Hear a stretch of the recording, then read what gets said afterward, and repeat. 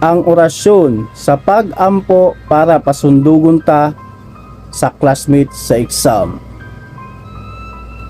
O classmate, ayaw ikadalo ang answer nimo para walay kamahayan sa pag-uli, palihog sa pagtubag.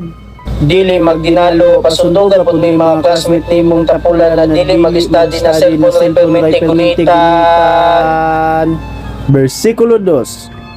O classmate, na feeling bright, ayaw pod tabuni ang test paper nimo mura pod baya na og tama, palihog sa pagtubag.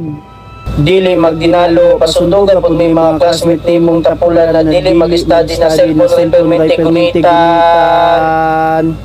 Versikulo 3. O classmate nako, nasipsip kay ma'am, palihog intawon, pakitan aos sa answer key, picture o gesend sa GC, palihog sa pagtubag. Dili magdinalo, pasundugan po may mga classmate nimong tapulan na dili mag-study na cellphone permente kunitan.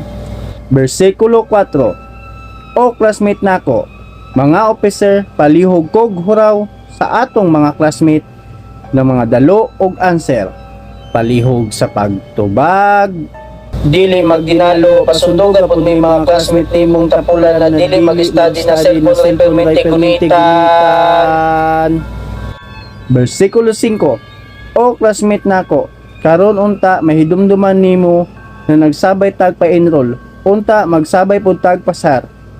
Bahalag 75 ang grado, at least pasartang tanan, walay mabilin, palihog sa pagtubag. Dili magdinalo, pasundugan po may mga classmate nimong tapulan na dili mag-study na cellphone permente kunitan.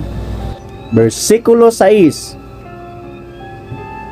O self, kaluy pod ang imong kagalingon, dili sigig TikTok, ML, stalk sa imong crush, kay masakitan ra ka.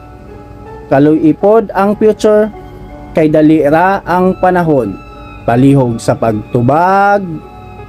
Dili magdinalo, pasundugan po may mga classmate nimong tapulan na dili mag-study na cellphone permente kunitan. Pagtuon og tarong eskwela, kay dili lalim pangitaon ang kwata, kay utro pod baya na ang imong katapad, mali ang answer, mali ang answer. Og diri naghuman ang atong orasyon sa exam, palihog sa pagkanta. Ma'am, kaloy kami.